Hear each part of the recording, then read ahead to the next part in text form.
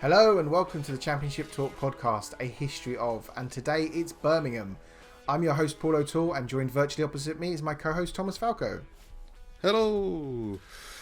So, for those of you that watched the Barnsley episode, we're going to use a similar format. So we're going to start by looking at the town of Birmingham, or the city of Birmingham as it is, but in 1791 it was a town.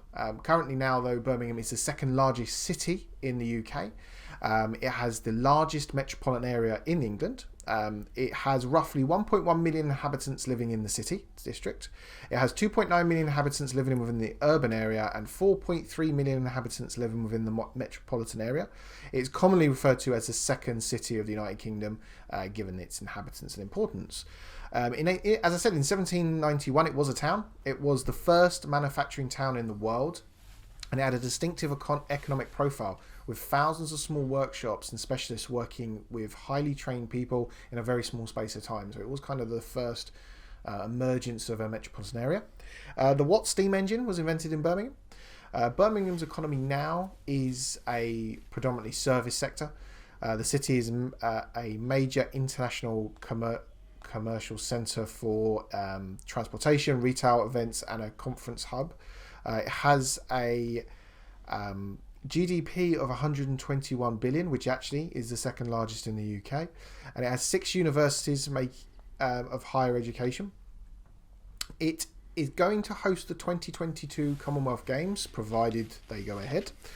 In terms of football, I know Thomas, you'll touch on how they were founded and how they moved into the Birmingham city we know now. But in terms of football, in terms of 2 major football teams in Birmingham, and they are divided by 2.4 miles, and that is Birmingham City and Aston Villa, and there's a fierce rivalry, I think that's the best way to put it, between the two teams.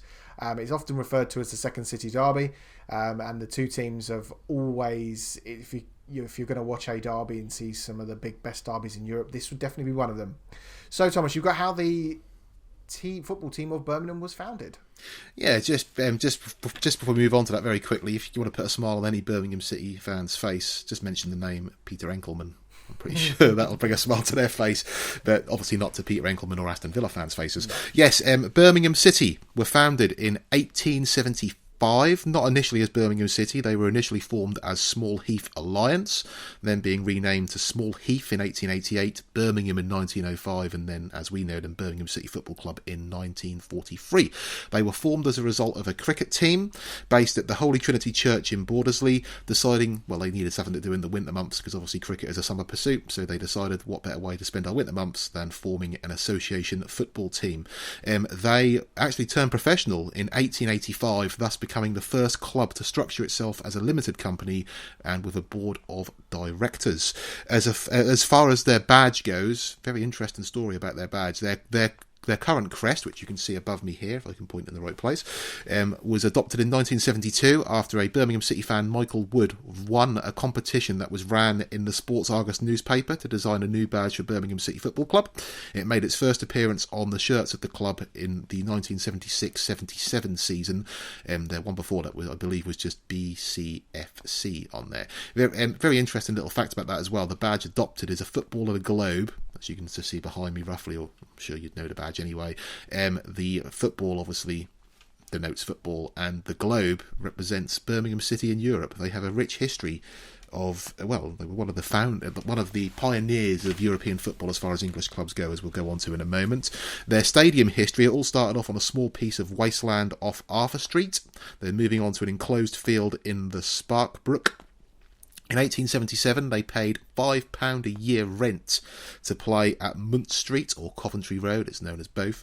Then in 1906, after failing to obtain the freehold or indeed permission to expand upon this ground, and amidst rising rent costs, former player Harry Morris identified a site, which was a disused brickworks, obtained a 21-year lease, and on Boxing Day of that very same year, Birmingham City opened a 75,000 capacity St Andrews and christened it with a 0-0 draw against Middlesbrough, managed by Tony Pulis, if that was a 0-0 draw. But yes, moving on quickly from that, their Roll of Honour, very they've actually got quite a few things to boast about in their Roll of Honour. Tier 2, they were champions in 1892-93, 1920-21, 1947-48 and 1954-55. They've been runners-up at that level on 7 separate occasions, the most recent being 2008-2009. They won the Tier 2, or Division 1 as it was then, playoff final in 2002 at the end of the 2001-2002 season, having beat Norwich City on penalties. That was a game that was 1-1 after extra time. Ewan Roberts scored the opening goal and Jeff Horsfield equalised. Darren Carter, very famous for scoring that winning penalty in which Norwich lost 4-2. I was there, I remember it very fondly. Level 3, I know Paul's going to talk about this, it'll be very brief. Champions in 1994-95 and runners-up in 1991-92. FA Cup, twice runners-up, 1930-31, having lost 2-1 to West Brom with a Joe Bradford goal. And in 1955-56, they lost 3-1 to Manchester City, Noel Kinsley scoring the goal for Birmingham. This FA Cup final is known as the Bert Troutman final, because obviously that is the FA Cup final in which former prisoner of war Bert Troutman broke a bone in his neck during the game. Famous footage of him just rubbing his neck on several occasions and playing on, then later discovering he broke a bone in his neck. Very fascinating character, Bert Troutman. If you ever get to read his biography, absolutely phenomenal story. FA Cup, was as said, twice runners-up. Football League Cup even, winners 1962-63, having beat Aston Villa 3-1 over 2 legs. I'm sure that went well in that particular area. Kenneth Leake scored a couple of goals and Jimmy Bloomfield scored the other.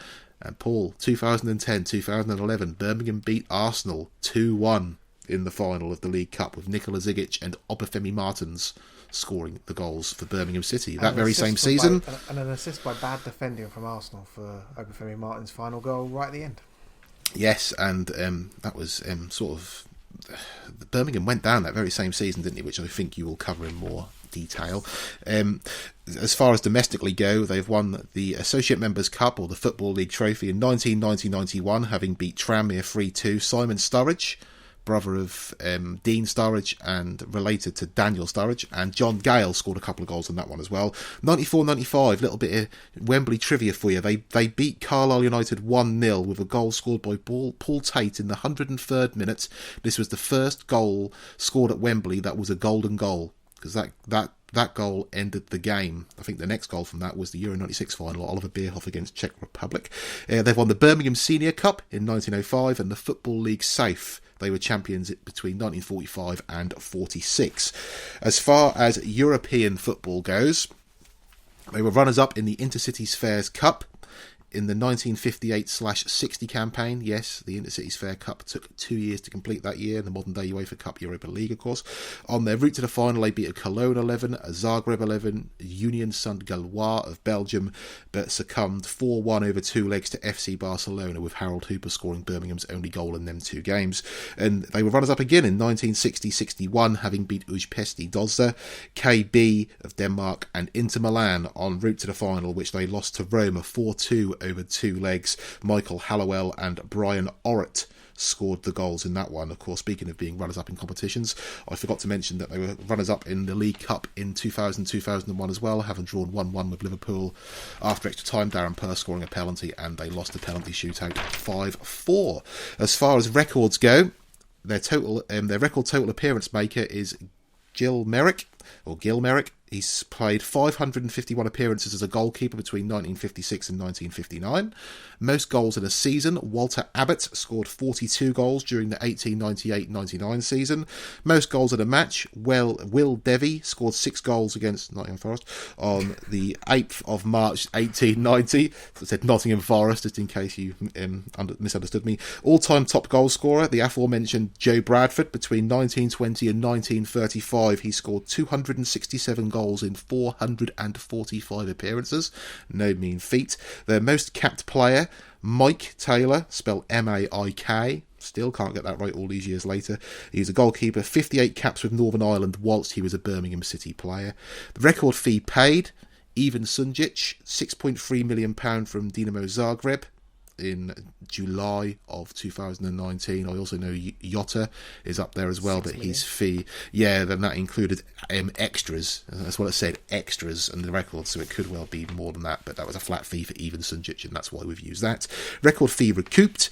Jude Bellingham of the aforementioned retired number 22 shirt. He left to join Borussia Dortmund just a couple of days before they bought Ivan Sunjic, actually, for £25 million, plus add-ons as well, so that could rise as well. And their longest-serving manager was a Mr. George Liddell, who managed for 6 years and 2 months between July 1933 and September of 1939. So before we get onto the current ownership structure of the club, as we do with Barnsley, we're going to be looking at the history or the more recent history of Birmingham from sort of 1990 to today. And we're going to look at like promotions and relegations, because I think that's certainly with Birmingham, they've definitely moved through the tiers. They've spent quite a lot of time in the Premier League, so not like Barnsley when there was one season, in the top division. 89 to 90 season, they were in Division 3. Obviously, this is prior to the formation of the Premier League. They finished 7th that year. In 1990-1991, they finished 12th, again still in Division 3. In 1991-1992, they were promoted from Division 3. They finished 2nd that year. However, this was the formation of the Premier League, so obviously being promoted to Division 2 meant they then got automatically promoted to Division 1, because we then had the Premier League. If you're with me, you're doing well. I have raised my hand. So you raise your hand. You're with me, obviously, because the formation of the Premier League, it shuffled everyone up basically. That year they finished 19th. In 1993-94, they were relegated from Division 1. They finished 22nd. They actually finished on 51 points that season, so quite a good points tally, but still finished 22nd. In 1994-1995, they were promoted from Division 2. They finished 1st. They were on 89 points, and then they were promoted to Division 1. 1995 to 1996, they finished 15th. In 1996-1997, they finished 10th. Here comes quite a long run of playoff finishes. So, in 1997-1998, they narrowly missed out on the playoffs. They finished 7th they missed out on goals scored, which took precedent over goal difference. They finished on 74 points that season, which is quite some achievement when you think about that. That's quite a phenomenal points tally when you actually look at the kind of where they ended up finishing. They then finished 4th the following season in 98-99. They then went into the playoffs, and they lost in the semi-final to Watford on penalties. They finished on 81 points that season. Can you imagine 81 points and still only finishing 4th? 1999-2000, they finished 5th. Again, they lost in the semi-final to Barnsley on aggregate. So over 2 legs. Then in 2000-2001, they finished 5th and again went into the playoffs, this time losing to Preston North End in the semi-finals. And then finally, the game that you talked about that you were at, 2001 to 2002, they finished 5th. However, they beat Millwall 2-1 on aggregate. They went to play Norwich, finished 1-1 after extra time, and then, as you said, the Birmingham was successful going through on penalties. They then spent a number of years in the Premier League. So in 2002-2003, which is their first season in the Premier League, they finished 13th, which actually is not a bad... No. That's quite respectable, I think. I think that is quite incredible to think. I think that's more incredible because this was probably the spell where the team who went off in the playoffs, and it is still said as now that teams who got via the playoffs have that little bit less time to prepare because they didn't know which league they're going to be in, and are perceived as the weaker of the 3 teams who have gone up. So as you've said, to finish where they did was actually quite an achievement. And in that season, Stern John was their top goal scorer. I remember him because he was like a journeyman when this was the area that we were at high school and college, and yeah, it's Stern John. It's kind of we're moving on to some players that I remember fondly. They got Stern John on the cheap because I believe it was either if he scored one more goal or made one more appearance for Nottingham Forest, they had to pay his former club a bonus. So they just wanted to offer. So that is what the rumour was at the time. So they did get him on the cheap regardless. They actually get better the next season. So 2003-2004, they finished 10th on 50 points. Mikhail Forsell was their top goal scorer with 19 goals this season. The next season, they finished 12th on 45 points. Emil Heskey, their top goal scorer, on 11 goals. 2005-2006, they then finished 18th. However, did get to the quarterfinals of the League Cup and FA Cup that season, which is quite some achievement. 18th, they finished on 34 points, which is quite a low points tally, and ultimately saw them relegated from the Premier League to the Championship. In 2006-2007, they bounced straight back up, finishing second. They were on 86 points. Gary McSheffrey scoring 16 goals this season. They were then relegated again from the Premier League, finishing 19th with 35 points. Mikhail Forsell scoring 9 goals in this season. They then were promoted again in 2008-2009, finishing second. 83 points. Kevin Phillips was their top goal scorer on 14 goals. I'd completely forgotten he played for Birmingham until researching this. The next season in the Premier League, they finished 9th. They finished in the with Cameron Jerome scoring 11 goals in that season. They finished on 50 points. They then were relegated from the Premier League on finishing 18th on 39 points. And as you mentioned, won the League Cup and subsequently qualified for Europe the next season, which was the Europa League. Craig Gardner was their top goal scorer, scoring 10 goals that season.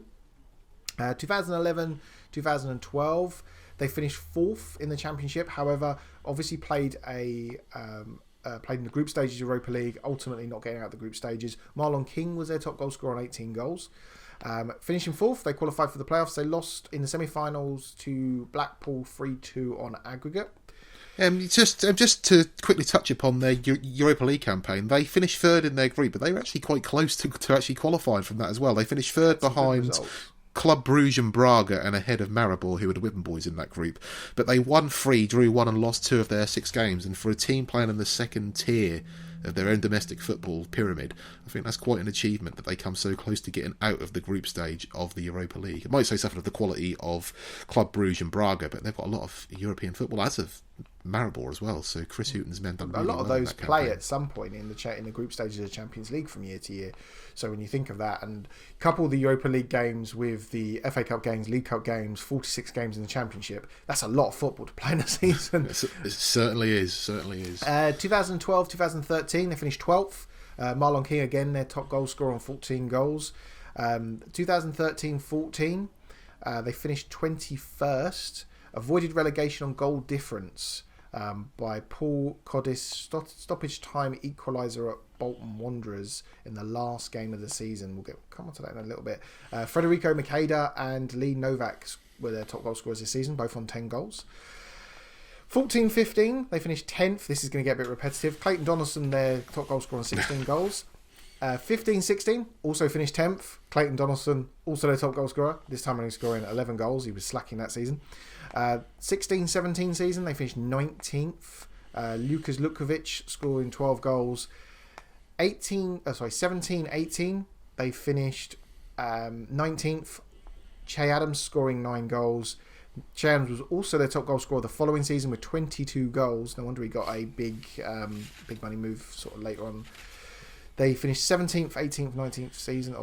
They finished 17th in the 18-19 seasons. However, this was the season that they had a 9 points deduction from breach of breach of profitability and sustainability rules. We'll come on to that in a second when we go on to the ownership. 19-20, they finished 20th on 50 points. Jukas Jucevic being their top goal scorer on 15 goals. Going through the history of that, I was quite surprised that it took them a long... They were in the playoffs sort of 5 seasons running. Then when they go up, they spend 3 seasons in the Premier League and then just yo-yo Yes. They were. I had a little smirk on my face for a couple of them, and that's not because I'm laughing because Birmingham went down, but they were the archetypal yo-yo team, weren't they? I mean, people associate that with maybe Norwich City these days, but Birmingham at them times, up, down, up, down, up, down, and yeah, I mean, it's just going back as well, Paul. You look at some of their top goal scorers through them seasons as well. Names of years gone by. Nigel Gleghorn was top scorer with 17 goals. He was a midfielder, so to score 17 goals in midfield is quite an achievement. John Frayne, Andy Saville, Steve Claridge on there as well. He scored 25 goals in total, 94-95. What a player he was. Never wore shin pads. Never saw him play in the flesh and would see him wear shin pads. And you've got Jonathan Hunt, Paul Devlin, Paul Furlong, Dealey Adebola, Jeff Horsfield, who said Stern John, Tommy Mooney. You've mentioned most of the other ones who are on there as well. Birmingham have always attracted quality players for the level they are at as well, haven't they? They are. And that is a good place to attract players to go to, isn't it? You may like go into the second biggest city in the UK. It's a happening place. Before we get onto their ownership, I just want to talk about something as well, because the one thing that stood out for me is I look at their attendances, average attendances, because I think that's always something I'm fascinated by, because it... when you look at Birmingham City as a whole, as a city, you look at how many people, you would expect higher than average attendances given that the capacity of St Andrews. When you look at the average attendances, dipped a lot in the 90s, and then consistently in the last 3 years has been over 20,000. And I think that's quite incredible. So we're going to move on to the ownership of Birmingham, because this is interesting. And again, I like to research where the club is now, because that can affect where it moves forward. In 1989... the club was bought by the Kumar brothers, owner of a clothing chain. The rapid turnover of manager, an absence of promised investment, and a threat of mass players to renew their contracts. So players were rebelling. However, this came to a head with the collapse of the commercial Bank of Credit and Commercial International, which put the businesses of the Kumar brothers into receivership in 1992. BCCI liquidators put the club's 84% holding up for sale. The club continued into administration for 4 months until publisher David Sullivan bought the club for £700,000 and installed a 23-year-old Karen Brady as managing director. Can I just say before you go on as well, a very important... I actually leant forward on the camera then. Sorry, that was a very serious moment. Can I just say as well that Lou Macari was the manager of Birmingham in this time as well, and he's quite open in saying in interviews that the fact that they had such a good run in the Leyland Daft Trophy, which was the Football League trophy, earned them an amount of money that actually kept the club afloat. Yes. So we can laugh at the sort of nature and stature of that competition in modern day football, but back then, getting to I believe that's the year they won it, 1990-91. Actually getting that money from that actually stopped them from going out of existence. Absolutely incredible to think that some 20, 30 years later, but it's absolutely phenomenal that competition can actually help a club survive its Football League status. I think it's quite incredible. I think £700,000 by Birmingham City. That was just that to me just seems crazy. I mean, I know it was in 1992, sort of 1993, but that still seems. I mean, that was a lot of money back then, but that's just. And I would imagine there's a bit of taking on of debts as well. That's not just buying the club for 700,000. I would imagine there's some stuff. Yeah, you're more financial than me. That is why you're covering this. In 2007, Birmingham was sold again to Hong Kong businessman Carson Yeung. He bought 29.9% of the shares in the club. With a view to taking a majority control later on, which he then completed in 2009, so gradually increased the stake. Gary Rowett was the manager at the time and stabilised the team, leading them to 2 10th place finishes, which we've just covered. However, it was controversially dismissed by the new owners Trillion Trophy Asia in favour of a pedigree manager, and by that they brought in Gianfranco Zola, who would aid the club's strategic long-term view and bring the club into a new direction. 2 wins from 24 matches later, Gianfranco Zola needed 2 wins from 3 games to stay up, which they achieved under temporary manager. Well, at the time, it was temporary management of Harry Redknapp. He lasted another month after successfully keeping them up, and then Steve Cottrell was their manager for 5 months preceding after that. Gary Monk took over and ultimately was successful in keeping them up, but despite budgetary restraints, 9-point deductions for breaches of profitability and sustainability rules, which again there's been lots of reported about players that were bought in managers that we've just mentioned's time. However, obviously it ultimately led to a 9-point deduction. The team finished 7th that year. However, Gary Monk was sacked in June after conflict with the board. His successor, Pepko Tet, initially caretaker for, and I know we joked on the podcast, what seemed like a long time. Yes, he was about 3/4 of a season, weren't it? He was he had an official title as well. He's like interim head coach or something like that. He had a proper title. It wasn't caretaker. I'm sure that was Ultimately, left before the end of the season after being installed as the full-time manager, due to announcing that he wouldn't be continuing, and the club's best way to put it, the club's results weren't where they needed to be. I think it's the best way to put it. So that's Birmingham City, and it's been really fun researching and looking at the history of the club and where it was formed. It was great going down memory lane in terms of some of them years in the Premier League for me. However, looking at their years in the Championship, they have been a stalwart of the Championship and in and around the Premier League. Kind of any bits you took away from that, Thomas, that you kind of... It's absolutely fascinating researching all of the teams in the Championship. I'm a big football historian buff, as you well know. The books behind me suggest that as well. I've got a lot more than that as well, where they come from. It was we didn't even touch on the era of Barry Fry as well, when he brought in players like Big Kevin Francis. We didn't get a chance to speak of things like that. Paul Pescasolido was at the club as well, and that's probably how. Yes, and he was. I think he eventually married Karen Brady as well, didn't he? So that's a very interesting story there as well. But no, Birmingham City are a club with a rich history. They come from a wonderful part of the UK as well. And as you say, for us who focus on the Championship more than not, although they are a club who probably in stature and name deserve to be in the top league, it's absolutely brilliant. But we've got a club such full of rich history as well. Didn't even touch on Trevor Francis being the first English or British £1 million player as well. That's a little bit of history. He was their second top goal scorer as well. Still in history, yeah, and yet they haven't retired his shirt number, but that's beside the point.